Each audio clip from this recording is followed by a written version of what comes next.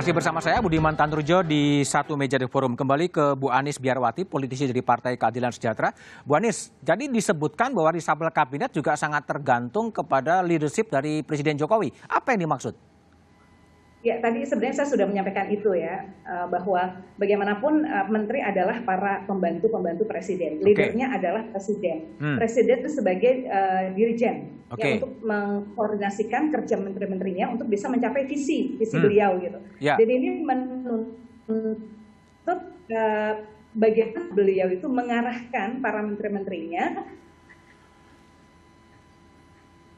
Terputus lagi. Selaras sejalan dengan visi dan mencapai gitu.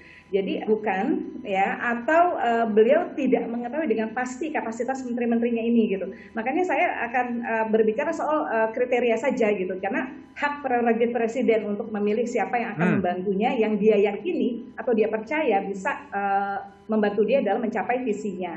Jadi yang pertama tentu kita harus melihat integritas gitu. Pelajaran penting dari Presiden Jokowi adalah ketika menterinya terlibat kasus, gitu, apalagi di tengah pandemi dan kasusnya pun bansos. Ini adalah satu pelajaran penting. Integritas itu harus menjadi kriteria utama saya kira. Dan kemudian yang kedua kapabilitas atau kapasitas. Tidak mungkin kita menyerahkan satu pekerjaan bukan kepada yang ahli begitu. Dan ini tentu saja harus diteliti dengan baik gitu. Saya kira Pak Jokowi punya banyak tim juga yang bisa melihat, mengeker. Jadi, tapi kalau kita dari penjelasan Mbak Huria tadi bahwa ada kemungkinan ini karena kedekatan atau apa itu kita tidak bicara soal itu ya. Jadi dari manapun birokratkah atau partai politik tapi kapabilitas ini harus diyakinkan. Karena yang diurus ini Indonesia, betul. Indonesia bukan sekedar organisasi kecil.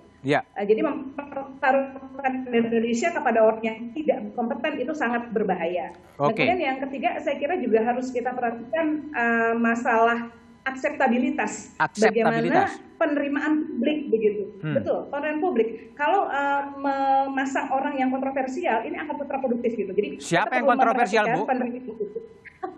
Ya saya tidak bisa menyebutkan, itu kan haknya Pak Jokowi ya. Tadi kan Pak Fajrul juga bilang ada gitu. Tapi intinya adalah bahwa siapapun yang akan dipilih oleh Presiden Jokowi ini harus bisa membantu beliau begitu.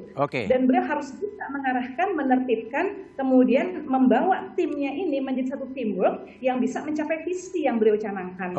Baik Bu Anies. Sekarang ke Bung Eriko. Betul, Bung Eriko. Kadang-kadang Presiden Jokowi salah milih menteri tadi, yang soal integritas, soal kapabilitas, dan soal akseptabilitas. Ya, kali ini banyak sependapat dengan Bu Anies, bukan karena pakaiannya menuju merah ya. Saya mau mengatakan itu, tapi benar yang disampaikan oleh beliau bahwa itulah tadi yang saya sampaikan di awal, dalam memilih ini tentu kan harus betul-betul berhati-hati. Tadi katakan juga sebagai dirijen. Nah, sekarang saya tanya Mas Budiman, kalau dirijen ada satu yang katakan suaranya mungkin caranya tidak kurang pas, tentu bisa dirubah posisinya, bisa kan? Ada ya? Sesuai ininya, bisa juga diganti orangnya. Ini kan bagian dari penataan organisasi. Mas Budiman, ini sebenarnya kalau dikatakan tidak ada reshuffle dalam situasi yang begini, justru aneh. Lihat ya, kalau kita mau melihat seperti contoh negara maju Jepang, berganti perdana menteri, berganti menteri tidak ada masalah. Tidak usah jauh-jauh Jepang, lihat di Thailand. Bagaimana di situ ada kudeta, ada apa, tapi tetap pergantian menteri, itu hal-hal yang biasa saja. Jadi sebenarnya dalam hal ini penyesuaian ini memang harus dilakukan. Ini kan bukan situasi yang normal, Mas Budiman. Situasi pandemi COVID ini, situasi yang tidak bisa berjalan. Bayangkan. Jadi Bung Eriko, seberapa besar kementerian yang harus dirombak karena berkaitan dengan pandemi ini? Sekarang gini, ini kan sudah dibentuk yang namanya LPI. Tadi saya sebutkan. Harus disesuaikan dengan Kementerian Investasi. Nah, kalau kita lihat juga, Ristek digabungkan dengan Kementerian Pendidikan dan Kebudayaan. Bukankah memang pendidikan itu akhirnya adalah riset dan teknologi? Tetapi begitu besar anggaran di setiap departemen. Ini kan harus dibenahi, digabungkan, bukan sekedar Badlitbang, tapi menjadi BRIN, menjadi Badan Inovasi Nasional. Seluruh departemen itu, Mas Budiman tahu berapa anggarannya? 22 sampai 23 triliun. Bayangkan kalau itu digabungkan. Begitu banyak riset inovasi yang dilakukan luar negeri. Kita tidak mendapatkan apa-apa. Jadi nanti BRIN ini juga bukan hanya sekedar badan riset, tetapi juga dapat menghasilkan pendapatan untuk negara ini. Prospek yang luar biasa ke depan. Nah, Indonesia dahului. Nah, ini sebenarnya yang harus kita lakukan. Bahwa sebenarnya perubahan itu kan keniscayaan. Dalam situasi begini. Harus berubah ya. nggak ada apa-apa, seperti nggak ada sesuatu. Wah, itu justru aneh. Ini yang harus disampaikan. Tetapi tentunya sekali lagi Mas Budiman, memilih orang kan harus pas ya. Semudah itu, akseptabilitas tadi dikatakan sama integritas dan lain. Itu kan bukan sesuatu hal, oh ini saya mau pilih ini, ini cocok di sini, tapi belum tentu cocok di sana. Nah, menyesuaikan ini kan harus waktu ya. Itulah namanya yang disebut dirijen yang baik. Oke. Baik. Ini harus dilakukan dalam waktu, ya tentu kita berharap waktu yang cepat. Tetapi kan cepat bukan soal cepat-cepatan ini tapi sekarang. Pas ya. Memilih timing dan juga orang yang tepat. Seperti itu Mas Budi. Oke, baik. Bung Fajrul, saya ingin mengkonfirmasi sejauh mana yang Anda tahu. Katanya PAN akan ditarik masuk dalam kabinet. Saya tentu tidak bisa berspekulasi sebagai juru bicara Presiden Mas Budiman. Tapi yang jelas, karena yang berada di sini kan semuanya anggota DPR sebagian besar. Nah, kami itu mengikuti apa yang ada di Undang-Undang 39 tahun 2008. Misalnya apakah alasan adanya pembentukan kementerian, yaitu soal efisiensi dan efektivitas, dan kemudian soal perkembangan lingkungan global. Jadi seperti Mas Eriko tadi bilang, ini adalah upaya untuk menyesuaikan keadaan. Sebut sajalah, tadi Kementerian Investasi. Selama 1 tahun, kita berhadapan dengan pandemi COVID-19.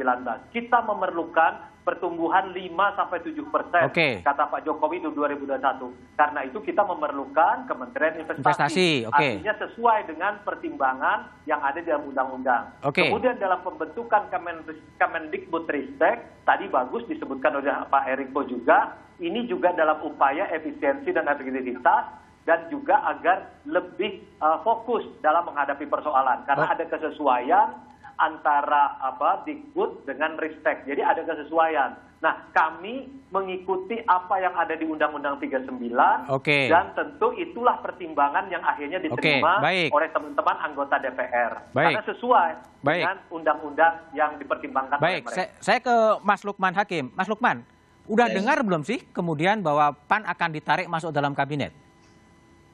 Ya, belum dengar. Dengarnya baru dari Mas Budiman. Tapi begini Mas Budiman, mohon izin. Kalau tadi dibilang soal leadership, saya tidak melihat problem reshuffle. Reshuffle sebagai problem berkait dengan leadership presiden. Reshuffle itu hal yang lumrah, yang biasa terjadi, penyesuaian dengan perkembangan situasi. Yang kedua, saya lebih melihat bahwa kita ini masih ada regulasi yang harus disempurnakan. Apa regulasi itu? Regulasi politik kepresidenan kita hanya mengatur mengenai koalisi capres-cawapres. Tetapi mengatur koalisi pasca pilpresnya seperti apa. Sehingga ada kemungkinan setelah pilpres berlangsung, pasangan ada yang menang, lalu terbuka kemungkinan dagang sapi dan seterusnya. Dagang sapi gimana Mas Lukman maksudnya? Nah, untung, saya lanjutkan dulu, untung pemenang pilpres Pak Jokowi ini lebih kita percayai dalam memilih anggota-anggota kabinet semata-mata mempertimbangkan satu soal integritas dan kedua soal profesionalitas.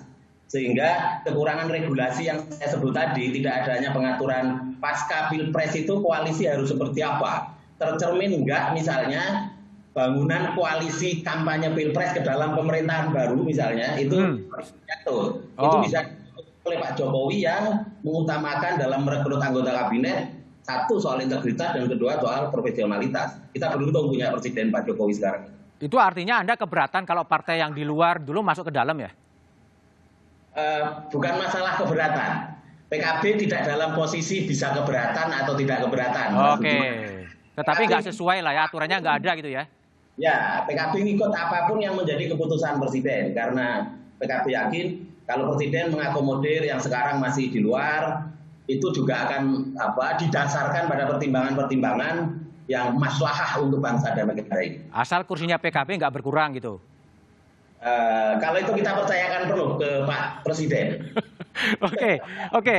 Bung Eriko kembali. Ini salah satu menteri yang jadi sorotan adalah Nadiem dan kemudian ketemu Bu Megawati. Apa yang dibicarakan itu, Bung Eriko? Nah, inilah yang menarik ini. Pada saat beliau bertemu Ibu Megawati, pada saat seperti kondisi begini, ini kan menjadi hal yang menarik dikatakan. Iya, apa yang terjadi? ada namanya suaka lah, ada namanya apa, nah, silakan saja berpikiran seperti itu. Tapi pertemuan ini sendiri sebenarnya adalah pertemuan antara Menteri Mendikbud dengan Ketua Dewan Pengarah BPIP. Oh, Ketua Dewan Pengarah BPIP, bukan Ketua Umum PDI Perjuangan ya? Ya, mengenai soal PP nomor 57, mengenai soal pendidikan Pancasila dan juga sejarah. Mas Budiman, banyak hal dalam pendidikan ini yang belum masuk secara utuh. Nah, ini yang harus di-upgrade, dibenahi. Sebenarnya kenapa terkait tadi Mas Budiman sudah nyampaikan tadi, begitu juga teman-teman lain, antara Mendikbud dengan Ristek. Coba kalau lihat ya, bahwa pendidikan kita pada waktu-waktu yang lalu itu sering tidak sesuai dengan pekerjaan yang ada, dengan kesempatan yang ada. Nah, bukankah pada saat ini pembenahan itu harus dilakukan supaya nyambung antara, kan begitu juga dengan aplikasinya. Nah, Mas Nadiem datang ini bukan dalam rangka soal Mendikbud, soal peleburan ini, bukan, tetapi soal mengenai PP nomor 57 itu, mengenai soal Pancasila, pendidikan Pancasila baik di pendidikan tingkat bawah maupun sampai di pendidikan tingkat tinggi. Oke, baik, Bung Eriko. Ya, oke, saya kembali ke Mbak Uria. Mbak Uria, ada nggak sih kemungkinan kemudian pemerintahan Presiden Jokowi kembali menarik partai yang di luar pemerintahan masuk ke dalam? Apa yang salah, Mas Budiman? Enggak, sebentar. Saya ke Mbak Uria dulu. Ya.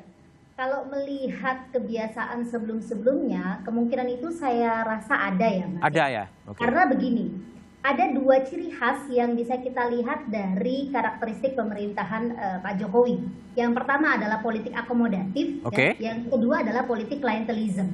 Dan ini terlihat sebenarnya dari awal ketika Pak Jokowi menyusun kabinet gitu ya, maupun memilih orang-orang yang akan ditempatkan pada jabatan-jabatan politik tertentu gitu. Jadi artinya kalau melihat karakteristik itu, kemungkinan dia mengakomodir partai yang di luar, tadinya di luar pun sangat mungkin. Baik. Bisa semuanya masuk satu gerbong. Bung Eriko. Jadi gimana? Tadi kan Mbak Arya mengatakan ada klientelisme dan kemudian juga politik akomodasi. PAN kemungkinan akan masuk? Mas Budiman, tidak ada yang tidak mungkin. Tidak mungkin. Suatu hal yang unik yang ditampilkan oleh Pak Presiden Joko Widodo. Coba lihat, semua yang tampil, yang katakan punya prospek di tahun 2024, termasuk Mbak Puan ada di DPR, yang lain-lain masuk menjadi menteri. Bukankah ini juga satu hal yang menarik ini sebenarnya? Coba Jadi memberikan panggung kepada semuanya gitu ya. Ini legacy dari Presiden Jokowi ya. Bahwa Anda harus membuktikan kalau Anda memang profesional, Anda punya kemampuan, tunjukkan di sini, tunjukkan hasil kinerja Anda, bukan hanya sekedar wacana, bukan hanya sekedar, tetapi apa hasilnya. Dan itu yang ditunggu oleh rakyat. Sebenarnya ini kan membuka kesempatan yang seluas-luasnya kepada siapa mampu. Kita tidak mendikotomikan dari partai mana, ataukah dari profesional, ataukah dari sudut mana. Tetapi sekali lagi, yang paling utama, dia mampu mengerjakan tugas yang diberikan dalam jangka waktu tertentu. Ini waktunya pendek loh, Mas Budi. Situasi pandemi COVID ini, dan masa depan tinggal 3,5 tahun lagi. Bung Eriko, jadi saya coba pertajam ya. Jadi kalau dari sisi Anda, kalau PAN ditarik masuk, PDIP oke-oke aja kan? Ada kami dirugikan. Nggak masalah. Kalau Demokrat kemudian dimasukkan juga nggak ada masalah kan? Kalau mau ditambahin, alhamdulillah. Mau yang lain pun dimasukkan boleh. Boleh saja. Kalau PKS juga masuk juga nggak apa-apa kan? Ya, bagaimana? Kalau PKS juga ikut masuk nggak apa-apa kan? Sehingga semua partai berada di pemerintahan. Tadi saya sudah sampaikan, Bu Anies pun kalau ditarik, kenapa tidak? Ini sahabat saya. Beliau akan baju pun sudah mendekati merah. Orange kan sudah menuju merah sebenarnya kalau mau lihat secara jujurnya. Jadi tidak ada yang salah dalam hal ini. Bagaimana wajah ke depan dari Kabinet Presiden Jokowi? Jawabannya setelah jeda berikut ini.